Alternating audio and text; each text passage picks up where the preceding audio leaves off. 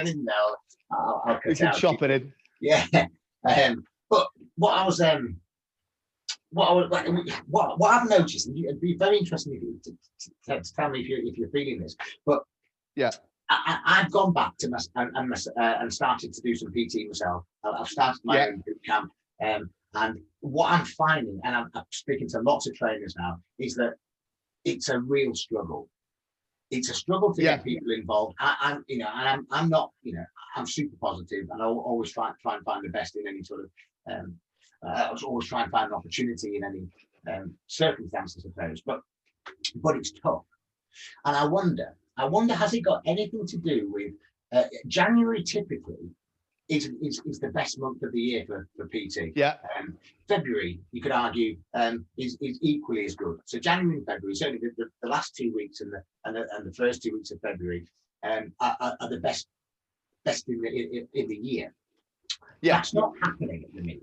And I'm not feeling it, I'm not seeing it. And do you think it's got anything to do with the fact that because gyms are shut, nobody's marketing? There's no marketing out there. We're not reminding the general public that is what you should be thinking about this time of year. Yeah, genuinely, I think the marketing thing is a big thing. That one of the points that I was going to bring up, really, the first thing before you'd even start with, like, you got a concept, like you say, for what you're going to do. 6-week boot camp, whatever it is, before you'd even do that. And it's only something I've really picked up on in this I've just built a new website. And when I was doing the marketing for that website and how I did it, was you've got to have your message clear. Before you do any marketing, before you do anything, what's your message? And I think we're living in a dangerous time. I think now people are so terrified of fat shaming and body shaming and all that shit. People are scared to say the word fat. Yeah. People are scared to say the word. Funny enough, I've just done it. It'll be going on my post today. I'll send you a copy of it over. It's going into one of my groups. And I've done a big 20-minute thing about this bullshit PC, can't say fat body shame. And I'm like, listen, at the end of the day, fat, is dangerous. And we can't avoid that for the fear. Listen, body shaming and body image, it's very important, There's been a lot of negativity around it, particularly in the fitness industry for a long time. Instagram and etc. hasn't helped with that. But we've got to be able to say to people, you're overweight, and that is going to be detrimental to your health.